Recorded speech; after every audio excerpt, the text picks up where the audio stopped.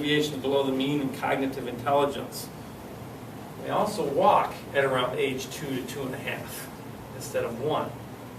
So you recognize that it is the cognitive demands, the cognitive influences are still there, but it's much narrower at the reflexive level compared to the width that I try to demonstrate on this model once we hit the sport and games. Because now the demands, if you're going to be a golfer, on your cognitive are very, very high. You have to know a lot about the game. You have to be able to answer a lot of questions. You have to go through those classification systems and the Fitts and Posner theories and the gentiles and the atoms. You getting the idea of the movement, fixation, diversification. You see the demands of it increase as we get into sport participation and move our way up the model.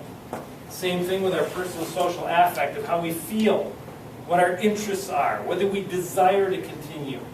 If you're a varsity athlete at Hope College right now, it probably has a lot to do with the personal, social domain. I'm pretty confident to be able to make that statement. How often have I had an athlete come in to my office and say, I'm going to stop playing soccer?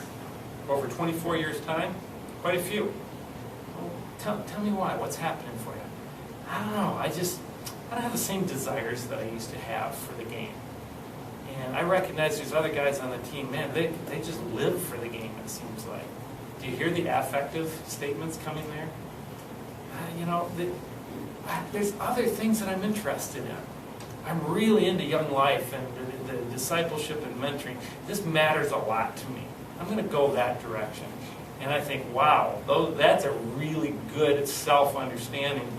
It's the affective that moves us and keeps us within these layers maturing upward. There's more to the model.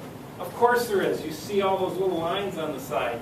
I'd like to give you a little time periods of when we would expect to see motor control being focused on the different levels of the model. So at infancy, we're really talking about reflexive and rudimentary. Infancy is classified as 0 to 1. In most books, I think your author says 0 to 2 in his classification system of infancy. So 0, 1, 0, 2, it doesn't matter to me. I personally think it's more around 0 to 1 because our rudimentary skills are largely established and mature by the end of our first year of life for most of us. We start to learn reaching behavior at 4 months. By 5 months, it's reach maturity. Grasping behavior, voluntary, not reflexive. Reaching maturity within a few months. Accuracy and grasping and releasing by 14 months of age is fully mature, like that of adulthood. It's quite interesting. So infancy is when we expect to concentrate on reflexes and rudimentary skills.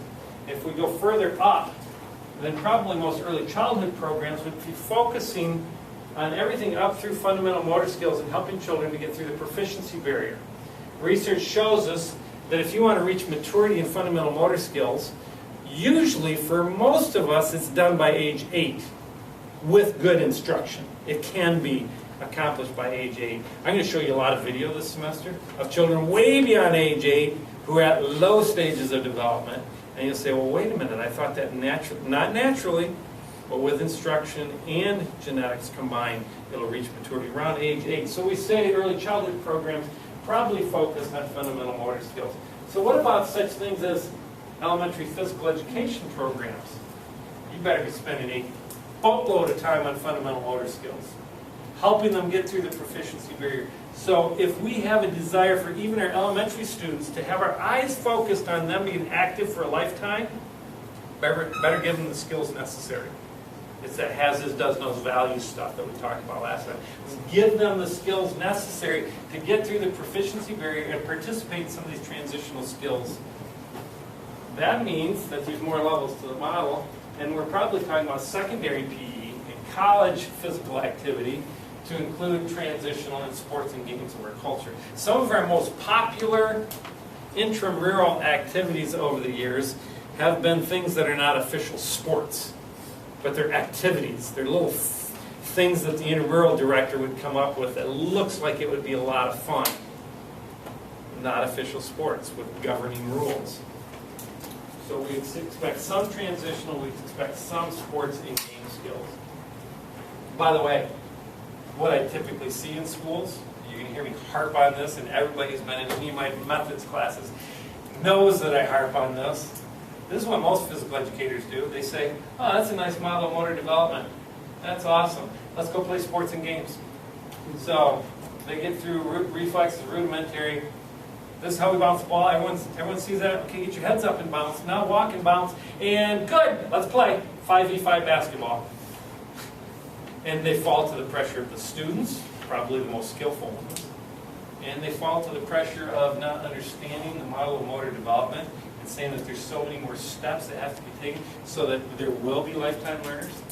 Most skillful kids in the class will love you. Great PE class today. That's great. The least skillful kids in the class will walk away from wanting to enjoy physical activity for a lifetime. Am I harping? Yes. Oh my goodness. There's a really long arrow. That's for, really it's for all of us, but I'm not asking you to be a PhD in this area and understand all of those reflexes. I will never ask you a question what a motor reflex is on any exam. I don't care whether you list them and can identify them. It's fun to be able to play with children's feet and say, oh yeah, I learned that in class. I don't care. I want you to understand the concept of the model. And that's what I would expect out of an adapted physical educator who's working with children with disabilities. Out of physical therapists and occupational therapists better know the whole model. You better understand, you better be familiar with, if you go into OT school or PT school, you'll know reflexes as I've described them much more deeply than I do, because I don't center in that world anymore. I used to know them much more deeply, but you'll live them out, folks. You will have to know them.